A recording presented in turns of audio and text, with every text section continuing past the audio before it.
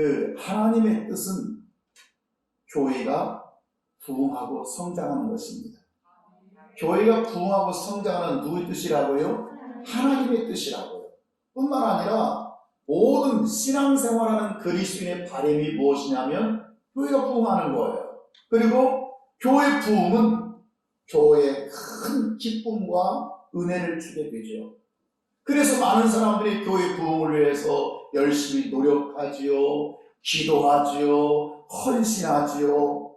하나님 앞에 최선을 다하는 이유가 뭐냐면 하나님의 교회가 부흥하게 해주세요. 그리고 하나님의 뜻을 이루어주세요. 그 깊은 믿음이 들어있게 되는 거죠.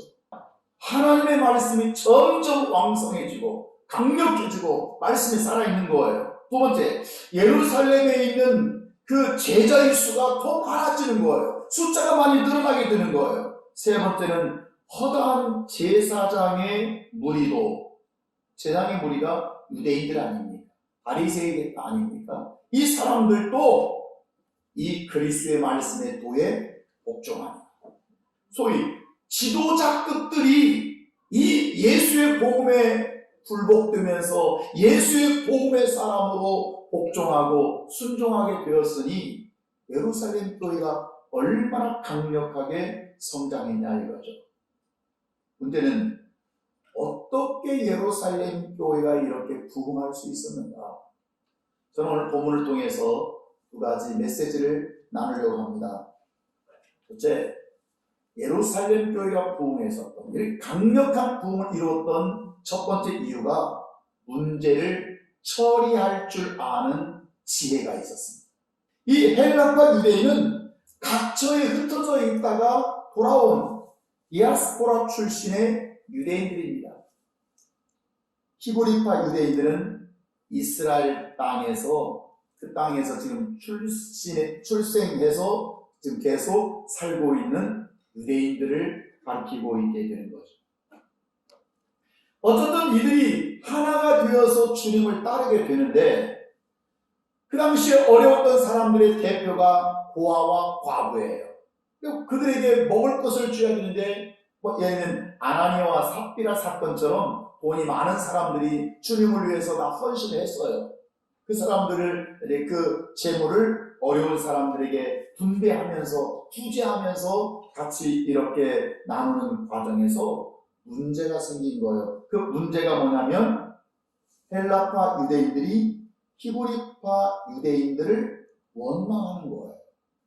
여기 뭐냐면 하나님의 말씀을 제쳐놓고란 말은 하나님 말씀을 전하지 않았다는 뜻이 아니에요. 하나님 말씀대로 우리가 살지 못했다. 이게 무슨 뜻이냐면 공평하게 사랑을 해야 되는데, 공평하게 분배를 해야 되는데 뭔가 인간적 감정이 섞였다는 뜻이에요. 왜냐하면 제자들은 거의 다 히브리파 유대인들 출신입니다. 다 베드로, 안드레, 야고보들이 다 그 본토에서 출생한 히브리파들이에요. 그러니까 저 헬라파 사람들이 그것이 원망이 생기는데 제자들이 깨달은 것이, 사도들이 깨달은 게 뭐냐면 우리가 그럼에도 불구하고 사랑은 공평하게 나눠야 되는데 그러지 못해. 이것을 깨닫게 된 거죠. 본래 사역을 소홀히 했던 원인이 문제다 하는 걸 알게 된 것입니다. 여러분, 모든 문제는 원인이 있습니다. 원망이 있을 때 거기에는 문제가, 원인이 있는 것입니다. 불평이 있을 때 거기에 원인이 있는 것입니다. 그걸 깔아뭉개면 안 됩니다. 그러면 이 문제의 원인을 찾는다고 하는 것은 무슨 의미냐면 본질로 돌아간다는 것입니다. 믿습니까? 문제의 본질을 찾는 것과 똑같은 것이죠. 좋은 것이 좋다고 덮는 것만이 능사가 아니고, 소리가 크지 않으면 그 소리가 들리지 않으니까 소리가 없는 것이 아닙니다. 진정으로 하나님의 뜻을 찾고 그 앞에서 문제를 풀어갈 줄 아는 지혜가 있을 때 교회는 부흥하고 성장하게 될 줄 믿습니다. 두 번째, 어떻게 초대교회가 그렇게 하나님 말씀이 점점 왕성하고 제자의 수가 그렇게 심히 많아질 수 있었냐면 두 번째는 사역자를 세움을 통해서 나타났습니다. 다시 말하면 일꾼들을 바로 세우는 것입니다. 사람을 세울 줄 알고 동역자를 세울 줄 아는 리더가 진짜 리더이죠. 교회나 성도들이 진짜 교회를 아는, 하나님의 교회를 덤으로 세울 줄 알고 함께 끌어갈 줄 아는 그런 성도들, 그런 중직자들, 그런 리더가 진짜 교회가 무엇인가를 바로 아는 성도일 줄 믿습니다. 자, 그러면 그들이 지금 이 초대교회가 강력한 부흥을 일으켰던, 그래서 그들이 사람을 세우고 일꾼들을 세우는데 어떤 사람을 세웠느냐? 어떤 사람을 세웠느냐? 여기에 중요한 7가지 원리가 있었던 거죠. 아무나 세운 게 아닙니다. 이런 최소한의 7가지 조건을 가진 사람을 세웠더니 결국 그 사람들을 통해서 예루살렘 교회가 제자들이 많아지고 말씀이 점점 왕성해지고 허다한 제사장의 무리들이 이 도에 복종하게 되더라는 것입니다. 그 첫 번째 원리가 바로 뭐냐면 너희 가운데서 세워라. 여러분, 너희 가운데서. 그들이 사람을 세울 때 어디서 혜성처럼 등장한 사람이 아니라 그들이 공동체가 예루살렘 교회 가운데서 잘 훈련된 사람, 영적인 분위기를 알아. 예루살렘 교회. 그래서 그들은 같은 공동의 목표를 이해하고 있어요. 주님을 위해서 함께 나갈 줄 알아요. 십자가 정신을 알아요. 그리고 그 공동체 가운데서 같이 아파, 고통을 같이 경험하고 힘겨움을 같이 경험했던 그 사람 중에서 사람을 선다. 두 번째는 3절에서 성령 충만한 사람을 일꾼으로 세웠습니다. 자, 왜 성령 충만한 사람을 그들이 일꾼으로 세웠을까요? 그것은 성령 충만한 사람만이 아버지의 심정을 알기 때문에 그렇습니다. 성령 충만한 사람만이 하나님 아버지의 마음을 알아갈 수가 있고 그 아버지의 깊은 사정을 통감할 수 있기 때문에 그렇습니다. 뿐만 아니라 내가 하나님의 일을 할 때 내 힘이 아닌 그분이 공급해 주시는 힘으로 감당할 수 있기 때문에 그렇습니다. 내 힘 자랑이 아니라 내 능력 자랑이 아니라 성령으로 충만한 사람은 나는 어려워, 내 능력은 부족해, 그러나 성령께서 나를 공급해 주시고 내게 힘을 주셔서 나는 그 힘으로 감당할 수 있어 하는 믿음의 고백하는 사람입니다. 이런 사람들은 능력이 7배로 나타날 줄 믿습니다. 영적 권세를 가지고 일을 하니 어둠의 권세가 두려워 떨 수밖에 없는 것이죠. 사랑하는 성도 여러분, 성령 충만하기를 위하여 사모하시기를 바랍니다. 성령 충만을 위해서 기도하시기를 바랍니다. 여러분이 충만하려고 몸부림칠 때 성령은 반드시 우리에게 그 능력과 은혜를 부어주실 줄 믿습니다. 세 번째는 지혜가 충만한 사람을 세웠더니 그렇게 부흥의 역사가 일어나게 되는 거죠. 성경에서 지혜로는 지혜의 영이 임하사, 하늘에 하나님의 지혜의 영이 임하셔서 은혜와 진리를 깨닫는 사람, 그래서 그 은혜와 진리 속에서 하나님의 영광을 드러내는 사람을 지혜롭다 말합니다. 할렐루야. 이런 사람들은 믿음을 통해서 교회의 덕을 세울 줄 알아요. 이것이 지혜로운 사람. 그러니까 이렇게 지혜의 영이 충만한 사람을 세우니 하나님의 지혜로 교회 일을, 지금 헬라파, 히브리파 사람들의 갈등의 문제를 조정해버리게 돼요. 문제가 있을 수가 없잖아요. 그러니까 부흥하게 되는 거죠. 네 번째는 칭찬받는 사람을 일꾼으로 세웠더니 강력한 부흥의 역사가 나타나게 되는 것입니다. 우리가 보통 칭찬을 받을 때 또 우리를 칭찬한 대상이 둘이거든요. 하나는 교회 안에서의 칭찬이 있고 하나는 교회 밖에서 칭찬이 있어요. 우리가 물론 좋게 얘기하면 다 좋은 게 좋은 걸 말 수 있지만 교회 안에서의 칭찬은 믿음으로 칭찬합니다. 신앙적으로 칭찬하는 것입니다. 그들의 어떤 영적인 모습을 보고 칭찬하는 것이고 밖에서 세상 사람들이 불신자들이 나를 칭찬한다고 하는 것은 물론 그만큼 우리가 하나님의 예수를 잘 믿고 좀 아름다운 덕으로 살아 칭찬할 수 있지만 예를 들어서 술 먹는 친구가 나를 칭찬해요. 우리 좀 생각 좀 해봐야 되지 않겠습니까? 분명히 술 친구와 가까우니까 여러분 같이 그들과 함께 어울려 섞여 사니까 그 친구들이 좋아하지 만약에 신앙적으로 나는 너희들과 난 불신과 내가 어울릴 수가 없어 라고 하면 그들이 나를 칭찬하기가 쉽지 않습니다. 여기 칭찬 듣는다고 하는 것은 적어도 세상 사람들로부터 불신자로부터 같이 어둠 속에 섞여 있으면서 칭찬받는 사람이 아니라 성도들로부터 칭찬받는 사람입니다. 믿음의 칭찬을 받고 그들 통해서 사랑의 수고가 나타나고 정말 하나님을 섬기되 저 정말 믿음의 사람이야. 정말 은혜의 사람이야.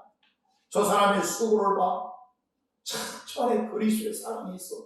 나도 저 사랑을 본받아야 될 텐데 라고 그 사랑의 수고를 칭찬하고 때로는 주님 때문에 고난을 받는데 그 고난의 인내가 너무 귀한 거예요. 저 사람처럼 정말 참을 수 있는 믿음을 나도 가져야지. 칭찬하는 사람. 사랑하는 성도 여러분, 칭찬 듣는 중직자가 되기를 주의 이름으로 축원합니다. 칭찬 듣는 청년들이 되십시오. 칭찬 듣는 사역자가 되십시오. 칭찬 듣는 일꾼들이 되기를 주의 이름으로 축원합니다. 다섯 번째 사역자, 일꾼을 세우는 원리가 뭐냐면 믿음이 충만한 사람이라고 5절에서 말씀하고 계십니다. 여러분, 믿음이 충만하다고 하는 것은 하나님의 영에 대한 믿음, 삼위일체 하나님에 대한 믿음이 충만한 사람입니다. 성령이 역사하시는 영에 대한 믿음이 충만한 사람이고 이 사람은 믿음의 은사로 나타난 사람. 믿음이 충만한 사람. 모든 교회 다니는 사람은 다 믿음이 있어요. 믿음이 있냐? 예. 믿음이 있냐? 아멘. 그렇게 말합니다. 그러나 믿음의 분량과 그릇은 다르죠. 어떤 사람은 이런 그릇을 마음에 갖고 믿음이 있다고 말합니다. 물 몇 방울만 여기에 쪼록 부어도 충만하게 넘치니까 성령 충만, 말씀 충만, 은혜 충만, 믿음 충만. 충만이라고 하는 건 풀 넘친다는 뜻이거든요. 이게 뭐 믿음이에요? 이것도 믿음. 그러면 꼭 그런 분들 이런 말씀하십니다. 겨자씨만한 믿음만 있어도 겨자씨만한 믿음. 그런데 어떤 사람은 믿음의 그릇이 굉장히 큰 사람. 자기 목만 축일 수 있는 그릇이 아니라 목장의 영혼들, 우리 가정과 가문의 영혼들, 온 교인들, 아니 나라와 민족과 세계 영혼까지 그를 먹일 수 있는 그릇이 있습니다. 그릇은 하나님이 주시는 게 아닙니다. 그릇은 내가 줍니다. 그 그릇에 채우시는 이는 하나님이십니다. 우리 신앙의 모든 생각과 언어와 판단과 삶의 모든 행동은 바로 믿음의 그릇을 만들어가는 과정이라고 보시기를 원합니다. 여섯 번째, 사역자를 세우는 원리가 무엇이냐면 공동체의 합의가 되는 사람. 히브리 사람만 좋아한 게 아니고 그렇다고 헬라파 사람들만 좋아한 게 아니고 소수만 좋아한 게 아니고 모든 사람들이 정말 좋습니다. 합의가 이루어지게 되는 거죠. 우리가 하나님의 일을 함에 있어서 목회자가 그 일을 하려고 할 때, 목회자가 직분자를 세우려고 할 때, 목회자가 어떤 일을 하려고 할 때 그의 온 성도가 공동체의 합의를 이루어가는 교회. 이 교회는 반드시 축복의 원인이 될 줄 믿습니다. 이것이 우리 교회의 전통이 되고 다음 세대에 물려줄 수 있는 아름다운 믿음이기를 원합니다. 마지막 7번째, 사역자를 세우는 원리가 무엇입니까? 영적 조직의 질서를 세울 줄 아는 사람. 영적 조직의 질서. 지금 7명을 사도들 앞에 세웠다고 하는 것은 첫째, 위임관계에 있어서 누가 누구를 세웠는가? 이 문제입니다. 누가 누구를 세웠는가? 사도들이 너희를 세웠다. 사도들이 7 집사를 세웠다고 하는 것이 첫 번째, 사도들 앞에 세워진 위임관계인 것입니다. 두 번째는 목적 관계죠. 무엇을 위해서 세웠는가? 무엇을 위해서? 7 집사들이, 적어도 당신들이 사도들 앞에 왜, 무엇을 위해서 세워졌는가? 그것은 예수를 위해서 세워졌다. 복음을 위해서 세워졌다. 할렐루야, 할렐루야, 복음을 세워졌다. 세 번째, 질서, 조직관계는 유계 질서 관계입니다. 유계 질서. 다시 말하면 누구의 말씀을 청종해야 되는가? 누구의 말씀을 청종해야 되는가? 그리고 사도들이 그들에게 기도하고 그들에게 안수했다고 하는 말은 위임 기도하는 것, 위임 기도. 목적을 위하여 누가 누구를 세웠는가? 무엇을 위해서 세웠는가? 너는 누구의 말씀을 청종해야 되는가? 라고 하는 위임에 대한, 신뢰에 대한 기도일 뿐만 아니라 하나님의 성령의 능력에 부여를 하는 그런 기도. 하나님, 이들에게 능력을 주셔서 잘 감당하게 해주세요. 이렇게 해서 최초 안수집사 7이 세워지게 되는 거죠. 7 집사님들이 그런 7가지 원리에 의해서 세워졌고, 이들을 통해서 지금 오늘 말씀의 문제가 뭐였죠? 1절, 2절에 문제가 뭐였죠?